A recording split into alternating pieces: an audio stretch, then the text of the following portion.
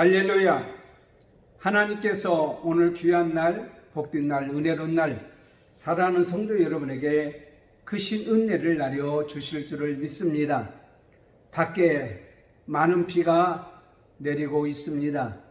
이 비가 산천초목을 다 적시어 소생하게 하듯이 오늘 또 하나님의 은혜가 사랑하는 성도 여러분에게 임하여서 우리 영이 살고 육이 살고 삶에 사는 귀한 은혜가 있을 줄을 믿습니다. 구약시대에 이사야라고 하는 선지자가 있었습니다. 이 선지자에게는 꿈이 있었고 그가 선포하는 메시지 중에 우리에게 귀하게 와 닿는 그러한 메시지가 있습니다. 그것이 바로 뭐냐면 애굽이라고 하는 나라가 마침내 하나님께로 돌아올 것이라고 하는 귀한 예언입니다. 그 다음에 두 번째는 범죄한 이스라엘 백성들이 비록 범죄를 했지만은 하나님의 백성이라는 사실은 결코 부인할 수가 없고 소멸되지 않는다고 하는 귀한 메시지입니다. 그래서 하나님 백성들, 이스라엘 백성들을 통해서 메시아가 이 땅에 태어나게 될 것이며 그 메시아를 통해서 전 세계가 다시 구원의 역사가 일어날 것을 말씀하고 있습니다. 그래서 오늘 본문 말씀을 보게 되면 이사야서 19장 1절에서 25절까지 있는 이 19장 전체에 있는 이 말씀을 통해서 우리에게 오늘날 주시는 귀한 메시지를 한번 듣고 우리도 희망을 가지고 오늘 하루를 살아갔으면 하는 마음입니다. 애굽이라는 나라, 망할 수밖에 없는 나라지만 애굽이라는 나라도 하나님이 없으면 망하고 하나님을 찾고 하나님이 있으면 애굽이라는 나라일지라도 구원을 받게 된다고 하는 귀한 메시지입니다. 즉 어느 나라가 중요한 것이 아니고 어느 사람의 공로나 어떤 자격이 중요한 것이 아니라 하나님을 찾는 자들에게, 하나님을 향하여 돌아오는 자들에게는 구원의 역사가 있다고 하는 희망의 메시지를 전하고 있다고 합니다. 하나님께서는 요즘 말로 우리 가슴에 숯덩어리가 된다고 할지라도 예수 그리스도의 십자가로 말미암아 모든 사람들이 구원받기를 원하는 간절한 꿈이 있고 소망이 있고 우리를 향하신 하나님의 마음이라고 그렇게 볼 수가 있습니다. 그러므로 하나님께서는 지금 이 시대, 절망의 시대, 마지막 때에 코로나19 바이러스로 인해서 많은 사람들이 두려움과 불안과 초조 속에서 살고 있는 이 시대도 희망을 우리에게 주시고 계시다라는 말씀입니다. 그날에는 놀라운 역사가 우리에게 일어날 것이라고 하는 말씀입니다. 비록 막대기보다 못한 나, 지렁이 같은 나, 벌레보다 못한 나도 하나님께서 그렇다면 그날에 구원해 주시고 놀라운 역사가 일어날 것을 오늘 말씀을 통해서 희망을 가지고 이제 오늘 하루도 살아가야 될 줄을 믿습니다. 오늘 본문에 있는 말씀을 보면 그날에 라는 말은 무려 6번이나 나옵니다. 그날에 언젠가는 하나님께서 은혜를 주실 거야. 언젠가는 하나님께서 회복시켜 주실 거야. 언젠가는 하나님께서 치유해 주실 것이야. 그 언젠가가 오늘 본문에 나오는 그날이라는 말씀입니다. 그렇다면 그날에 어떤 놀라운 일을 우리는 기대해야 될까요? 첫째는 하나님 앞에서 하나님의 마음을 읽지 못하고 알지 못하는 자들은 심판을 받는 일이 일어난다고 하는 사실입니다. 여러분, 우리는 사람의 마음을 알아줄 때에 서로 공감이 되고 서로 위로가 되고 격려가 되는 거야. 야, 네가 내 마음을 알아주니, 내 마음을 읽어주니 나는 감사할 뿐이다. 그것으로 됐어. 자식이 부모의 마음을 읽을 때에 부모 입장에서 보면 아주 기쁘게 생각이 듭니다. 친구가 자신의 마음을 알아줄 때에 제자가 스승의 마음을 알아주고 아내가 남편의 마음을 알아주고 남편이 아내의 마음을 알아줄 때에 우리 인간의 관계는 기쁘고 즐겁고 행복한 그러한 일들이 일어날 줄을 믿습니다. 왜 사람들이 오해를 하고 반감을 가지고 적대시하느냐 하면 상대방의 마음을 알아주지 못하고 오해를 하기 때문에 그런 일이 많이 일어난다고 볼 수가 있습니다. 그렇다면 왜 사람들이 이런 마음을 읽어주지를 못할까요? 그것은 바로 뭐냐면 이기적이기 때문입니다. 자기를 중심으로 생각하고 판단하고 움직이기 때문에 일단 자신에게 해가 된다고 생각이 되었지만 누구의 말도 용납하지를 않아요. 자기를 기준으로 해서 모든 것을 판단하고 결론을 내리기 때문에 상대방의 마음을 먼저 읽는 것이 아니라 나에게 이로운 것이라는 것을 먼저 생각하게 되는 것입니다. 그로 말미암아서 인간의 관계는 인간의 이기주의로 말미암아 이기심으로 말미암아 상대방의 마음을 알아주지 못하기 때문에 문제가 많이 일어나게 됐죠. 영적인 문제도 마찬가지입니다. 우리가 하나님 마음을 알아주고 하나님의 마음을 읽을 때에 우리는 자연적으로 반응으로 나타나는 것이 있어요. 그것이 바로 뭐냐면 믿음이라는 것입니다. 믿음은 바로 뭐냐면 하나님 마음을 내가 알아줄 때, 하나님 마음을 내가 읽을 때에 바로 뭐냐면 그 반응으로 나타나는 것이 그 믿음으로 나타난다는 것이죠. 많은 사람들은 이 믿음을 어떤 법에 의해서 그 법을 따라 실천 여부로 따지려고 생각하고 있습니다. 물론 그럴 수도 있습니다. 그러나 먼저 선행되어야 될 것은 법을 실천하기에 앞서서 그것을 믿음이라고 하기에 앞서서 그 법을 만드신 분의 마음을 내가 읽을 때, 그 마음을 내가 알아줄 때에 비로소 뭐냐면 그 말씀을, 그 법을 순종하게 되고 실천하게 되고 그것이 바로 뭐냐면 믿음이라고 볼 수가 있다는 사실입니다. 여러분은 하나님을 얼마나 아십니까? 오랫동안 신앙생활에도 하나님 마음을 읽지 못하고 알지 못함으로 말미암아 불순종하게 되고 거역하게 되고 자기 뜻대로 살게 되죠. 그러나 초신자일지라도 하나님 마음을 알게 되면, 하나님 마음을 읽게 되면 반응으로 나타나는 것이 뭐냐면 그 말씀대로 순종하게 되고 그 말씀을 실천하게 되는 것이죠. 우리가 이 세상에 살아갈 때 내 마음대로 안 되는 것들이 얼마나 많이 있는지 물어봅니다. 내가 많은 계획을 하고 많은 일을 이렇게 설계를 한다고 할지라도 그 일이 제대로 안 되고 어려움을 겪게 되고 고통을 겪게 되고 그 문제 속에서 헤어나지 못하는 사람들이 얼마나 많이 있는지 물어봅니다. 그러면서 우리가 생각할 때마다 이런 생각을 해요. 하나님, 왜 나만 가지고 그러십니까? 왜 나한테는 이러십니까? 좀 나를 붙잡아 주시고 복을 주셔서 형통하게 해야 되는데 내 앞길을 왜 막아 주십니까? 라고 생각하는 사람들이 많이 있습니다.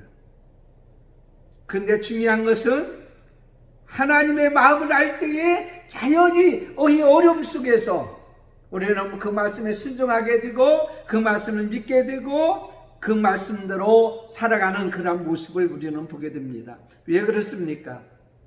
믿음이라는 것은 어려움이 잘 풀려가도록 도와주는 것을 믿는 것이 아니라, 이 어려움은 하나님께서 주신 것이고 하나님께서 하시는 일이고, 그로 말미암아서 나에게 요구하는 것이 하나님의 이 말씀에 순종하는 것이라고 믿고 나가는 것이라, 이렇게 믿는 것입니다.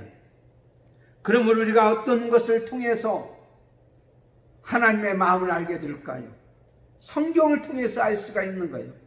기록된 하나님의 말씀을 통해서 우리는 하나님의 마음을 읽게 되고 하나님의 마음을 알게 됩니다.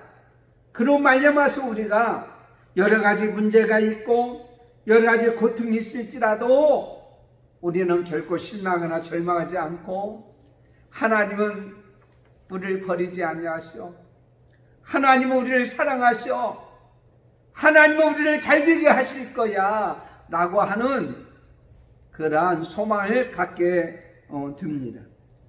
오늘 본문에 있는 말씀에 보면 그날에 하나님께서 빠른 구름을 다스리고 심판하려고 오시는 날이라 라고 말하고 있어요. 어느 나라를? 애굽이라는 나라를 말하고 있습니다. 이 애굽이라는 나라, 이 나라는 하나님의 마음을 알지 못했어요. 그로 말미암아서 그는 자기 중심과 자기 유익을 위해서 살기를 원하여 하나님보다도 우상을 더 숭배하고 나갔던 그런 모습을 보게 됩니다. 이로 말미암아서 그들에게는 어떤 일이 있게 되어졌냐면은, 정치적으로는 폭군에 의해서 늘 불안하고 소모의 역사가 일어나게 됩니다.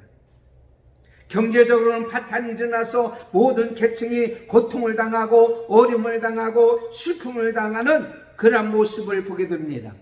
오늘 본문에 있는 말씀 5절에서 10절까지 보면 얼마나 경제적으로 어려움을 당하고 있는 모습인가를 알 수가 있습니다.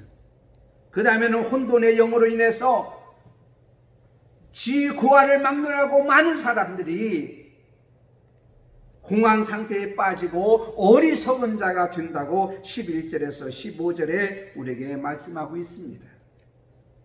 지금 애굽의 하나님께서 심판으로 오셔서 그들에게 심판을 주었던 그날과 같이 지금 대한민국과 전 세계는 애굽이 당하는 그러한 심판을 지금 당하고 있다고 하는 사실입니다. 그래서 여러분 생각해 보세요.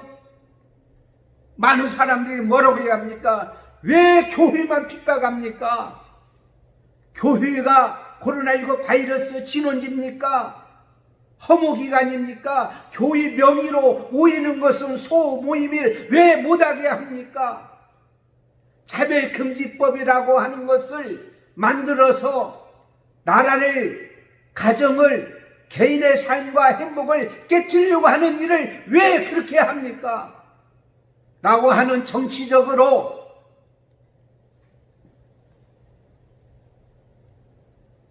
힘들게 하는 사람들로 인해서 우리는 불안하고 고통을 당하고 소모적인 싸움을 지금 하고 있잖아요. 이 시간에 우리가 더 하나님 앞에 가까이 가고 하나님의 일하고 선한 일하면 얼마나 좋겠어요. 지금 경제적으로 바닥을 치고 있다고 하는 그 사실은 저와 여러분이 너무도 알게 되고요. 지도자들이 어떤 것이 옳은지 어떤 것이 그런지 판단하지 못하고 살아가는 지금 현실을 볼 때에 애굽에 내렸던 이 심판의 그날이 오늘날 우리나라가 지금 현실이 아닌가 이렇게 봅니다.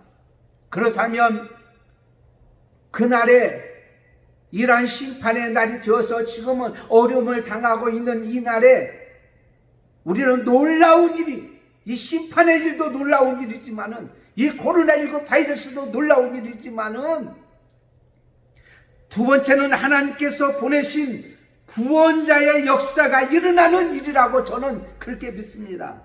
그래서 16절 22절까지 보면 애굽이라는 나라가 하나님의 마음을 이제는 알아서 돌아오는 일입니다. 19장의 내용을 읽어보면 처음에는 이해가 가지 않는 내용, 애굽에 대한 심판의 경고가 1절에서 15절까지 있는 말씀이 나옵니다. 그런데 그 이후부터 나오는 말씀은 방향이 달라지는데, 애굽이란 나라가 여호와를 찾는 그런 나라가 되고, 애굽 땅이 여호와를 위한 제단이 세워지는 것이 되어지고, 여호와를 경배하게 되고 여호와를 찬양하게 되는 놀라운 역사가 있게 된다는 사실이에요. 실컷 심판하시고 나서 나중에는 나의 백성 애굽이여 복이 있을지어다 라고 말하는 이 내용은 우리가 어떻게 해석해야 됩니까? 지금 코로나19 바이러스가 지난 이후에 저와 여러분에게는 하나님께서 엄청난 복을 우리에게 주실 줄을 믿습니다. 오늘 우리에게 주시는 말씀 18절에 보면, 그날의 애굽 땅에 가나안 방언을 말하며 만군의 여호와를 가리켜 맹세하는 5 성읍이 있을 것이며 그 중 하나를 장망성이라 칭하리라. 이 장망성은 장차 망할 도성이다 라는 말이죠. 지금 우리는 어떻게 합니까? 장차 망할 도성에 우리는 거하고 있어요. 몸을 담고 있어요.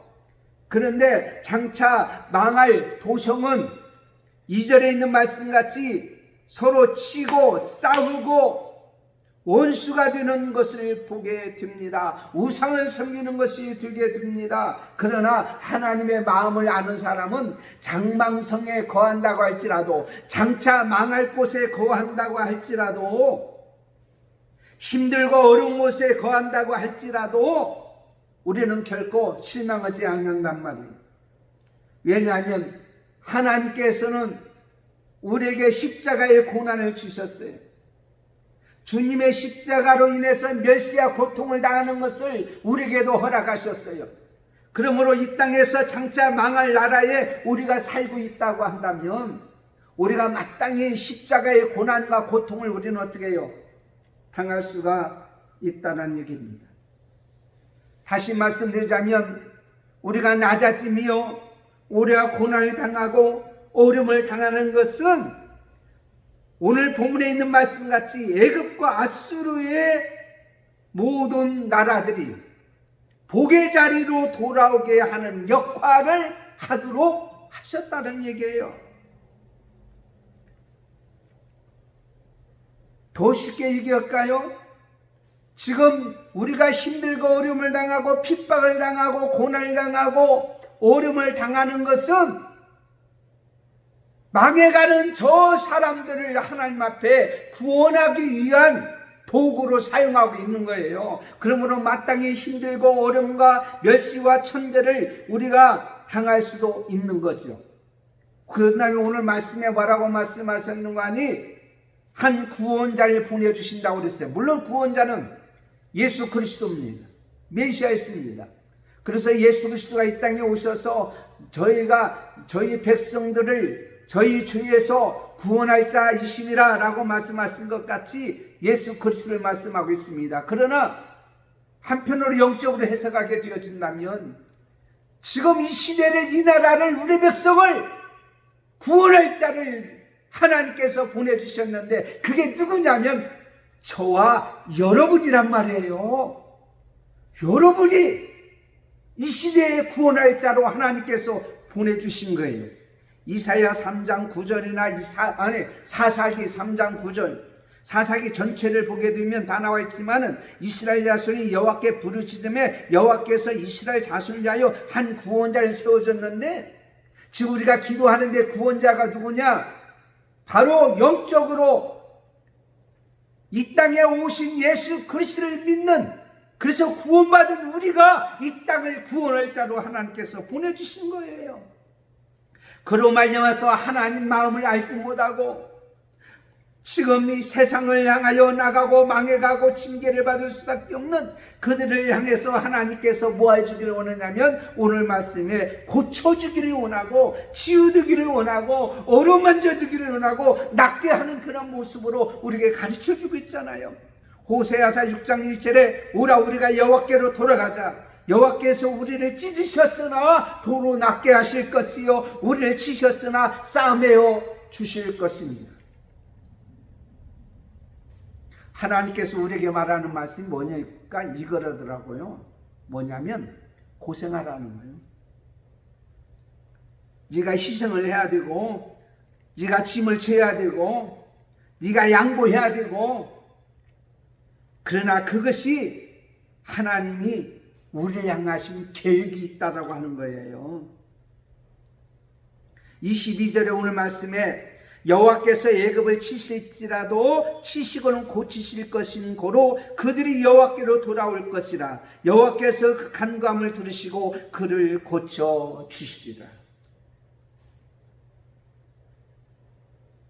고치기 위해서 심판했던 애굽과 같이 지금 우리나라와 전 세계가, 그리고 하나님 백성들이 핍박을 당하고 오름을 당하는 것이 징계를 내리기 위한 차원이 아니라 우리를 통해서 저들에게 구원하기 위한 도구로 삼기 위한 그런 어떤 하나님의 계획이 있다라고 하는 사실 앞에서 그날에는 분명히 구원의 역사가 일어날 줄 믿고 소망을 가지라는 거예요. 구원받을 자는 구원의 역사가 나타날 줄 우리가 믿는단 말이에요. 근데 그동안에는 저는 몰랐잖아요. 어떤 사람이 구원받을지, 어떤 사람이 구원받을지 몰랐잖아요. 지금은 이제는 앞으로는 그날에는 알게 될 때가 온다란 말이에요.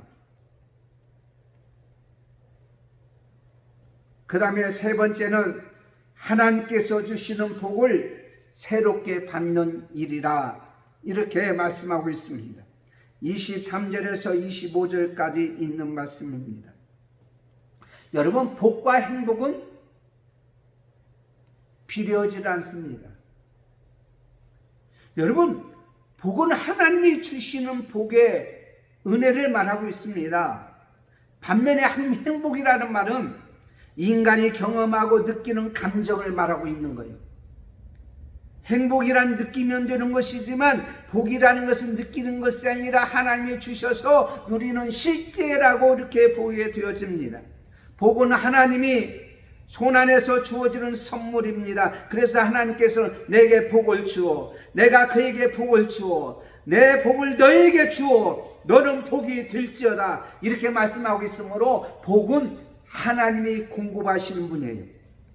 복은 공급하시는 하나님께서 공급자 되시기 때문에 하나님께서 복을 주셔야만이 우리는 어떻게 해요? 복을 받는 것입니다. 하나님은 복을 주실 뿐만 아니라 또 가져가시기도 하나요. 그래서 욥기서에 보면 주신 자도 여호와시오 취하신 자도 여호와시오니. 그러므로 우리가 어떤 형편에 있든지 간에 어떤 것이 있든지 없든지 여기에 우리 상관하지 말고 항상 마음속으로 하나님 은혜에 감사하면서 누리면서 살아가는 우리의 삶이 바로 행복된 삶이란 말이에요. 다행증이라는 그런 증후군이 있대요. 이것은 아무 근거도 없는데 행복감을 느끼는데요. 행복할 이유가 없는데도 불구하고 행복해하는 거 참 좋게 보이잖아요. 나는 행복한 이유가 없는데 참 기뻐, 행복해. 그런데 성경적으로 보면 우리 그리스도인들은요, 행복은 근거가 없는 것이 아니라 근거가 있는 행복입니다. 창세기 12장 1절에 하나님께서 아브라함을 자기 고향에서 본격적으로 믿음의 사람이 되게 불러냈다라고 우리에게 말씀하고 있습니다.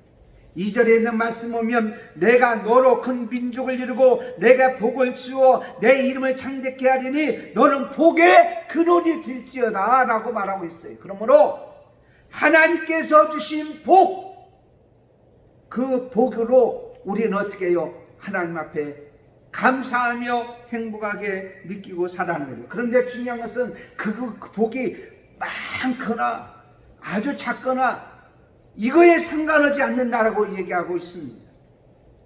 그런데 오늘 말씀해 보니까 그날에는 복을 중개하는, 그리고 복을 중재하는, 복을 이어주게 하는 그런 사람과 나라가 되게 해준다고 오늘 우리에게 말씀하고 있습니다. 당시에 세계를 대표하는 두 초강대국이 있었는데 남쪽에는 예굽이고 북쪽에는 아수르가 있었어요. 막 서로 싸우는 거예요.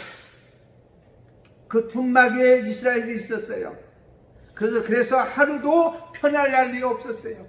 애굽에서 올라왔다가 아수르에서 내려왔다가 지금 우리나라가 그렇잖아요. 막 미국과 중국과 일본과 소련과 그 tum박 위에서 견딜 수 없는 그러한 위치에 있는 것을 우리는 알잖아요. 근데 중요한 것은 뭐냐면 하나님 백성, 이스라엘 백성은 선택된 백성이고 하나님 말씀에 순종하는 백성들이고, 그렇기 때문에 그는 어떻게 합니까?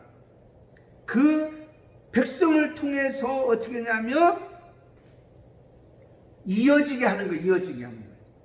근데 중요한 것은 그 이스라엘 때문에가 아니고 하나님 때문에 복받는 나라가 되게 해준다 그랬어요. 그들 때문에 우리가 고통을 받을 수 있지만은 나로 인하여서 하나님 때문에 복을 받게 하게 하는 복의 전달자가 되게 한다라는 사실입니다.